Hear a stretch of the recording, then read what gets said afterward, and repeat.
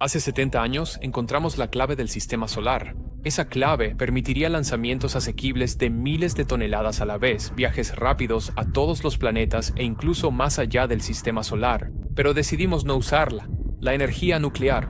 Esto no es ciencia ficción. Diseños legítimos y viables fueron probados y presentados por científicos involucrados en el proyecto Manhattan en 1946. Su trabajo había comenzado en secreto y fue revelado al mundo por primera vez como una herramienta de destrucción aterradora. Ahora estaban ansiosos por mostrar sus propósitos pacíficos. Sus planes resolverían uno de los mayores problemas que enfrenta la industria de los cohetes, la ecuación del cohete, la ecuación que obligaba a los cohetes químicos a convertirse en enormes pilas de combustible con grandes y costosas secciones que se descartaban en el mar. La energía nuclear podría resolver gran parte de este problema, pero no a través de reactores nucleares que proporcionan energía térmica a los gases de escape. Esto sería como beber de una piscina con una pajilla, eficiente, pero sin el empuje necesario para sacar grandes cargas útiles de la Tierra. El mundo había presenciado el inmenso poder que las bombas nucleares podían liberar en un instante, equivalente a decenas de miles de toneladas de combustible químico en un paquete mucho más pequeño. Si estas explosiones pudieran aprovecharse para un cohete, transformarían la forma en que llegamos al espacio. Pero la única manera de mover un vehículo con explosiones nucleares era colocarlo dentro de la bola de fuego de una bomba atómica. La mayoría de la gente hoy en día asumiría que todo simplemente se destruye dentro de ese infierno y dejaría la idea insana ahí. Los científicos de los años 50 tenían un enfoque diferente. Así nació el proyecto Orión y esta es su historia. La primera pregunta que los ingenieros y científicos detrás del proyecto Orión tuvieron que responder fue: ¿qué puede sobrevivir a una explosión nuclear? El ejército estadounidense estaba muy interesado en esta pregunta. Necesitaban saber cómo construir refugios que resistieran un ataque nuclear y, a su vez, cuán potentes debían ser sus ojivas para destruir objetivos reforzados.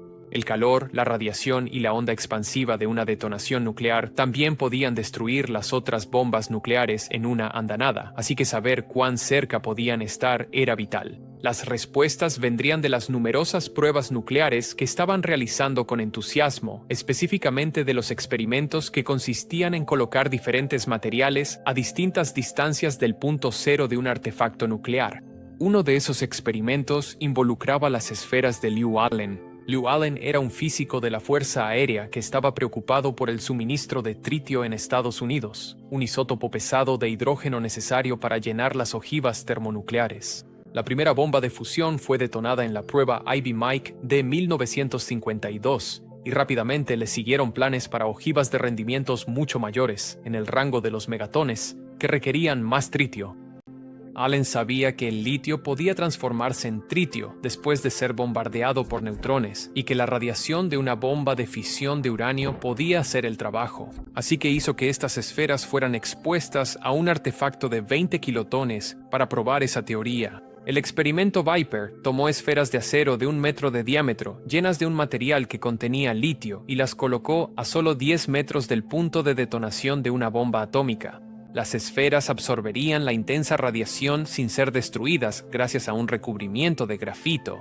Se utilizó grafito porque tiene la mayor energía de vaporización por su peso de cualquier material sólido, lo que le permite absorber una enorme cantidad de energía térmica antes de convertirse en gas, razón por la cual se usa tan comúnmente en los escudos térmicos ablativos. Pero se hicieron 2 descubrimientos sorprendentes como resultado directo de estos experimentos. Primero, descubrieron que cuando las esferas eran envueltas por la explosión térmica de las ojivas, una capa de grafito de varios milímetros de grosor se vaporizaba formando un escudo gaseoso protector, lo que permitía que las esferas resistieran una bola de fuego de 150.000 grados sin sufrir daños. Y en segundo lugar, las esferas habían sido expulsadas de la bola de fuego como proyectiles de cañón por la expansión de ese gas. ¿Y si este fenómeno pudiera aprovecharse para un cohete? La idea no tuvo mucho impulso.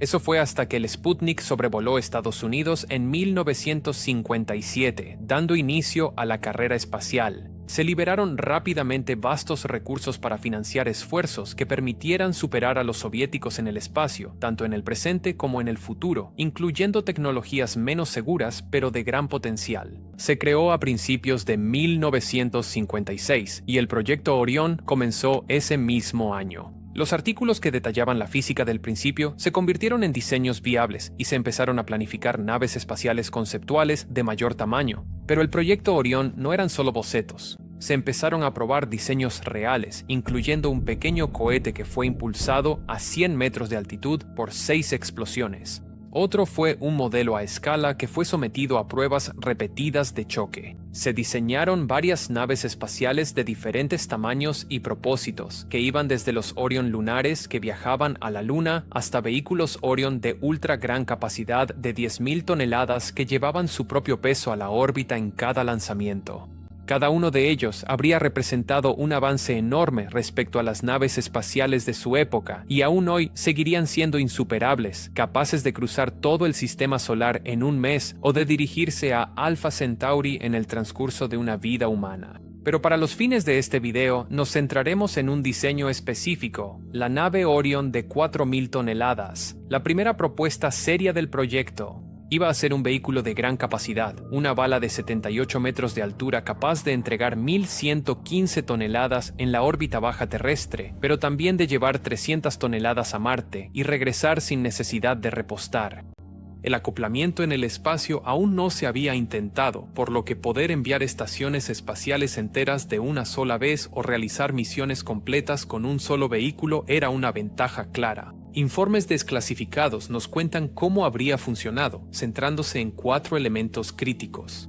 El primer y más importante elemento son los dispositivos nucleares que propulsarían la nave espacial. No podía ser cualquier diseño, tenía que ser tanto pequeño como potente. Tanto Estados Unidos como la Unión Soviética intentaban competir construyendo las armas más grandes y poderosas posibles, pero aumentar el tamaño de las bombas nucleares es fácil. Intentar hacer que funcionen de manera efectiva a pequeña escala es mucho más difícil. Se necesitan neutrones para mantener una reacción en cadena nuclear, pero son altamente penetrantes y se escapan rápidamente de una bomba atómica.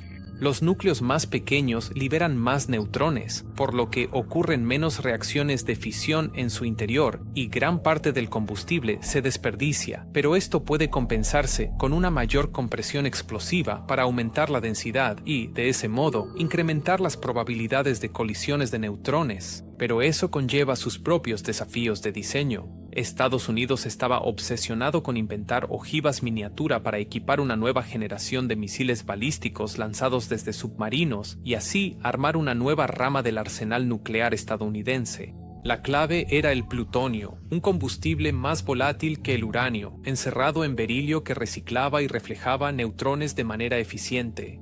Esto incluso se utilizó para crear la bomba táctica Davy Crockett, diseñada para ser lanzada por soldados en el campo de batalla. Este enfoque se adaptaba perfectamente a las necesidades del proyecto Orión y rápidamente incorporaron la idea en las bombas nucleares miniaturizadas que serían lanzadas detrás del cohete y las llamaron unidades de pulso. Estas unidades de pulso pesarían alrededor de 1 tonelada cada una y liberarían el equivalente a 25.000 toneladas de TNT. Sin embargo, la mitad de la masa de la unidad de pulso era una placa de tungsteno.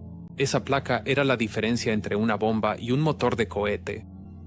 Sabemos que las bombas nucleares crean bolas de fuego intensamente calientes que se elevan del suelo como amenazadoras nubes en forma de hongo, pero la verdadera salida de una reacción de fisión son muchos rayos X, neutrones de alta velocidad y una delgada ráfaga de plasma. La atmósfera de la Tierra los absorbe en unos pocos metros y los convierte en calor. Así es como se forma la nube en forma de hongo, a medida que el calor asciende y se enfría. En el vacío, una bomba atómica se ve simplemente como un flash que se apaga, una simple chispa seguida de una ola invisible de radiación, aún mortal pero inútil para mover cosas en el espacio. Se añade una placa gruesa a la unidad de pulso para interceptar la energía de la reacción de fisión, absorberla como calor y explotar en forma de una oleada de gases hiperveloces. Son esos gases los que actúan como el escape de un motor de cohete para propulsar la nave en el vacío.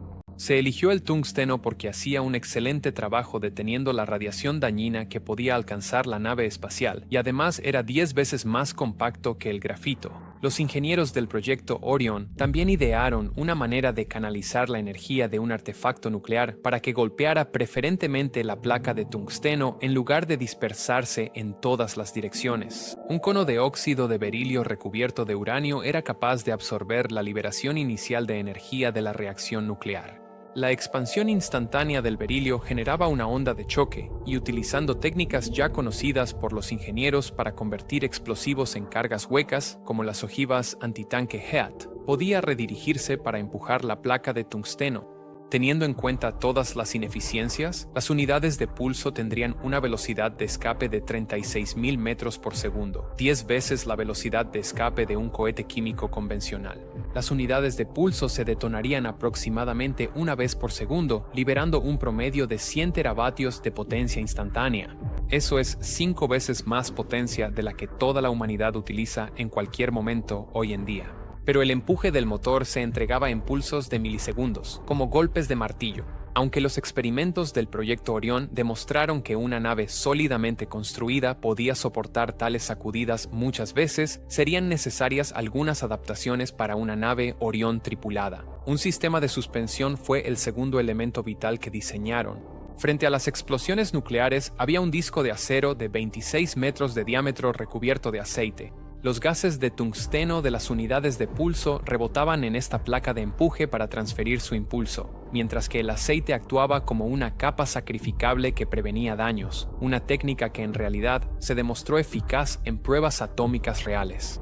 La placa de empuje entonces era violentamente golpeada hacia atrás contra una bolsa de gas.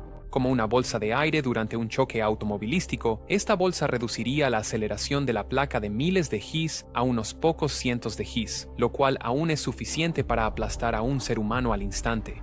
Entonces, un brazo de suspensión de 27 metros de largo que contenía resortes y pistones hidráulicos suavizaba y retrasaba los empujes hasta convertirlos en un impulso promedio de 1.25 G. Si todo funcionaba correctamente, sería tan accidentado como conducir por un camino rural. La bolsa de gas y la placa impulsora seguían tambaleándose mientras los brazos de suspensión completaban su ciclo. A lo largo del centro de los brazos de suspensión corría un cañón neumático que disparaba las unidades de pulso a través de la placa impulsora cada segundo, con una compuerta que se cerraba detrás de las unidades de pulso cada vez para protegerla del plasma de tungsteno a hipervelocidad que estaba a punto de impactarla. Finalmente quedaba la cuestión de almacenar las unidades de pulso. Los ingenieros optaron por cargadores en forma de disco, cada uno con capacidad para 60 unidades de pulso en tambores de munición que alimentaban un sistema de entrega. Agregar Delta Beat a la nave Orion era simplemente cuestión de apilar más cargadores. Alcanzar la órbita consumiría casi 600 unidades de pulso, mientras que una misión completa a Marte con regreso requeriría 1500. Pero fue debido a este último elemento que el proyecto Orión se vino abajo, no porque su diseño fuera defectuoso. El proyecto Orión era, en cierto sentido, radiactivo. Desde una perspectiva de ingeniería, era bastante sólido y ofrecía un avance ridículamente grande en cuanto a la capacidad de vuelo espacial. Pero desde una perspectiva burocrática, era imposible de sostener. A mediados de 1958, se fundó la NASA para asumir la responsabilidad del desarrollo de vuelos espaciales de ARPA, lo que significó que también tomó el control del proyecto Orión. A la NASA le tomó menos de un año decidir que no quería lidiar con el secretismo y las complicaciones de manejar tecnología de explosivos nucleares, así que recortó la financiación del proyecto Orión en 1959. Tampoco ayudó que la NASA estuviera en proceso de invertir miles de millones de dólares en la creación de la familia Saturno de cohetes químicos gigantes para aterrizar en la Luna. El proyecto Orión iba a volver obsoleto todo ese esfuerzo en cuanto terminaran su trabajo. Un solo lanzamiento de Orión de 4.000 toneladas igualaría la masa total puesta en órbita por todos los lanzamientos del Apolo. Así que Orión fue presentado al Departamento de Defensa como un proyecto con potencial militar, capaz de poner en órbita un acorazado entero lleno de misiles balísticos sin ninguna amenaza de represalia. No hace falta decir que captó su atención. Esto fue justificación suficiente para financiar el proyecto Orión durante 5 años más.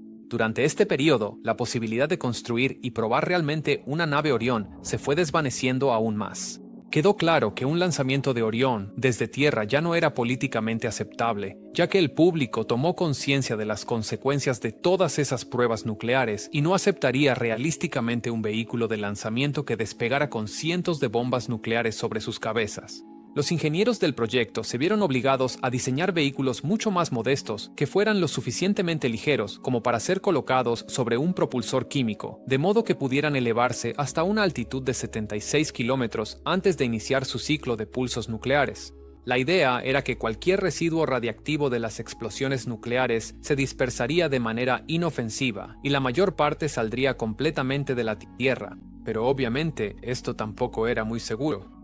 Se realizó un estudio completo de seguridad. El estudio determinó que las detonaciones a gran altitud producirían pulsos electromagnéticos significativos, lo suficientemente fuertes como para inutilizar satélites cercanos. También se destacaron riesgos como la detonación prematura de un pulso que destruyera la placa de empuje de la nave o una falla que dejara el ciclo de suspensión fuera de sincronía.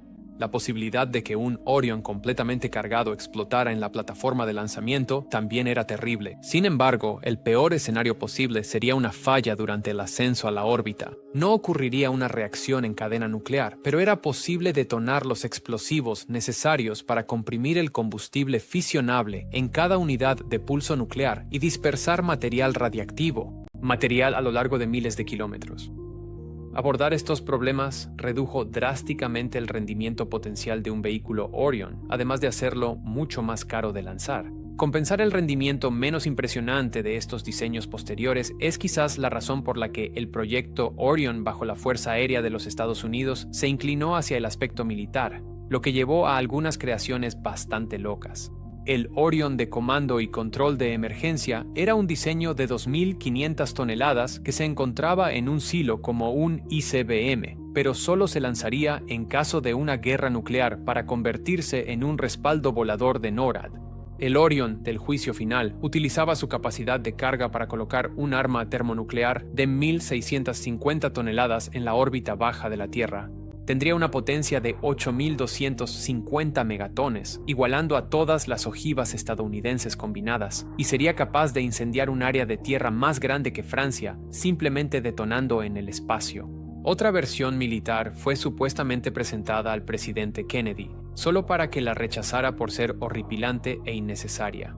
Es fácil descartar estas ideas como absolutamente locas hoy en día, pero estamos hablando de los años 50 y 60, una época en la que se realizaban decenas de pruebas nucleares cada año, tanto en el país como en el extranjero, donde se volaban reactores nucleares en aviones y se probaban cohetes térmicos nucleares hasta su destrucción al aire libre. Los soldados observaban explosiones nucleares desde trincheras. OSHA ni siquiera existía todavía.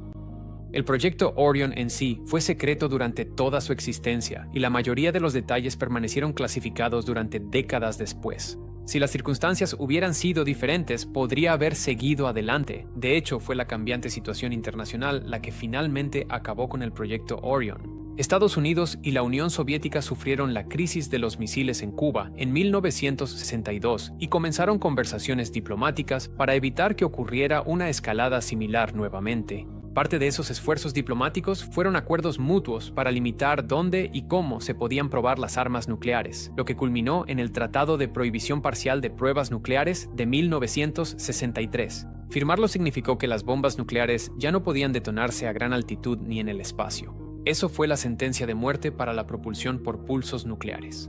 Aunque las unidades de pulso que impulsaban una nave Orion técnicamente no eran bombas, se parecían mucho. Construir un Orion, y mucho menos probarlo, significaría fabricar miles de explosivos nucleares autónomos en un momento en que las potencias mundiales intentaban frenar el crecimiento de sus arsenales de ojivas.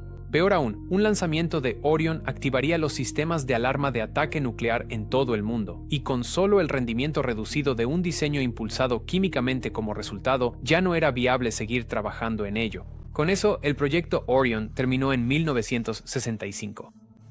Sin embargo, el sueño de un vehículo que viajara al espacio impulsado por explosiones nucleares no desapareció. Los ingenieros de cohetes no podían dejar ir un salto tan grande. Es un avance en el rendimiento. Los veteranos del proyecto Orión intentaron mantener vivas sus aspiraciones mostrándolo tan pronto como fue desclasificado a Arthur C. Clarke y Stanley Kubrick durante el desarrollo inicial de 2001, Odisea del Espacio, y más tarde continuando su trabajo en el proyecto a su manera. Se ha realizado mucha investigación sobre la propulsión por pulsos nucleares desde los años 60, acelerada aún más en tiempos recientes por simulaciones por computadora que pueden sustituir las pruebas nucleares prohibidas. Eso ha dado lugar a una buena cantidad de mejoras y modificaciones al diseño original de Orión. Existe un amplio consenso en que ningún sistema de propulsión por pulsos debería detonar explosiones nucleares dentro de la atmósfera. En su lugar, debería ser un vehículo exclusivo para el vacío, que se lleve al espacio utilizando vehículos de lanzamiento convencionales. El encuentro orbital, una técnica probada y comprobada para ensamblar naves espaciales a partir de piezas más pequeñas, llevó al Apolo a la Luna y puede usarse nuevamente para construir un Orión de tamaño completo a partir de muchos lanzamientos pequeños. Los avances en tecnología de materiales pueden hacerlo mucho más liviano que las estimaciones de los 60, y sistemas de suspensión modernos pueden hacer el viaje más suave y resistente a fallos. Pero quizás la innovación más importante, la que nos permite imaginar revivir el proyecto Orión hoy en día, es la forma en que ocurren las explosiones nucleares. El concepto original de propulsión por pulsos nucleares utilizaba unidades de pulso adaptadas de pequeñas ojivas, una masa casi crítica de plutonio comprimida por explosivos de alta potencia. Desde entonces, hemos encontrado formas de detonar cantidades mucho más pequeñas de material fisionable sin utilizar explosivos. El concepto es la microfisión y utiliza diminutas pastillas de combustible de menos de 100 gramos, comprimidas magnéticamente por un campo eléctrico externo.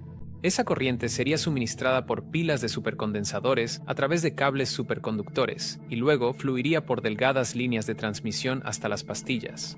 Cuando pasa tanta corriente a través de un conductor, se genera un campo magnético lo suficientemente fuerte como para comprimir destructivamente el conductor y comprimir el combustible hasta la ignición. Esto liberaría una energía equivalente a aproximadamente 0.01 kilotones de TNT, mucho menor que cualquier unidad de pulso Orión. Pero la segunda tecnología clave es la tobera magnética, que puede capturar y redirigir el vapor sobrecalentado creado. Con pulsos tan leves, un sistema de suspensión mucho más modesto puede manejarlos sin bolsas de gas ni brazos largos expuestos. Aún mejor, la tobera magnética tiene la ventaja de poder extraer energía del plasma de escape que pasa a través de ella, por lo que puede recargar los condensadores antes de cada pulso. En 2003, el concepto Minimag fue probado en la máquina Z de los Laboratorios Nacionales Sandia, que es capaz de proporcionar las decenas de millones de amperios necesarios para comprimir una pastilla de combustible. Sus diseñadores desean utilizar Curio 245 como combustible fisionable, un isótopo con una masa crítica extremadamente pequeña, pero podemos imaginar una variante a utilizar uranio 235 más común, quizás ni siquiera con un enriquecimiento de grado armamentístico. Una nave espacial Orion Minimag a escala completa habría tenido una velocidad de escape 40 veces superior a la de cualquier cohete químico, mientras disfrutaba de una aceleración de 1G y un delta UMT del orden de 150 km por segundo. Eso es suficiente para llegar a Marte en 10 días o alcanzar Júpiter y regresar en menos de un año. Sus desventajas, como requerir un pesado equipo de ignición eléctrica y no poder operar dentro de una atmósfera, en realidad pueden interpretarse como beneficios de seguridad para un público más receloso que nunca de la energía nuclear. ¿Pero es todo esto suficiente para revivir el proyecto Orión? ¿Es suficiente el rendimiento increíble, las nuevas medidas de seguridad y las mejoras modernas? Puede que haya un último obstáculo. Orion sería un sistema de propulsión novedoso y de alto rendimiento que necesita mucha financiación para hacerse realidad. Solo obtendría esa financiación de organismos como la NASA o el Departamento de Energía si cumpliera con sus necesidades para una misión intensiva de alto delta Q, pero tales requisitos de misión no existen porque cumplirlos con la tecnología de propulsión actual es demasiado difícil. Nadie está hablando seriamente de enviar astronautas a Júpiter en un futuro cercano, porque llegar allí con cohetes químicos es una tarea enorme, lo que significa que Orion no tiene una misión que lo justifique. Es un problema del tipo huevo o la gallina que ha atrapado a muchas otras tecnologías espaciales innovadoras, desde velas ligeras láser hasta propulsores de plasma avanzados. A largo plazo, el desarrollo tecnológico en sectores no relacionados podría llevar a la NASA a adoptar la propulsión por pulsos nucleares. Quizás una parte de los recursos utilizados para investigar la compresión magnética de pellets de fusión podría destinarse a la investigación en microfisión, de manera similar a cómo los avances en hacer paneles solares más ligeros y eficientes permitieron su uso en sondas de espacio profundo. O la competencia a corto plazo podría ser el detonante para revivir el proyecto Orión. Fue la competencia con la Unión Soviética la que aceleró el desarrollo espacial en primer lugar, y en el futuro, Estados Unidos podría volver a buscar tecnologías que lo mantengan muy por delante de países como China. Solo podemos especular si esto sucederá o cuándo, y puede que tome muchas décadas más. Pero la propulsión por pulsos nucleares sigue siendo un avance gigantesco que solo espera a ocurrir. Puede que pasen décadas antes de saber si Orión o algo similar llegará alguna vez a salir del papel, pero la historia nos ha demostrado que la línea entre las ideas científicas audaces y la controversia pública puede ser sumamente delgada. A veces, una sola investigación puede encender debates que van mucho más allá del laboratorio, transformando la política, los medios de comunicación e incluso la confianza pública en la ciencia misma.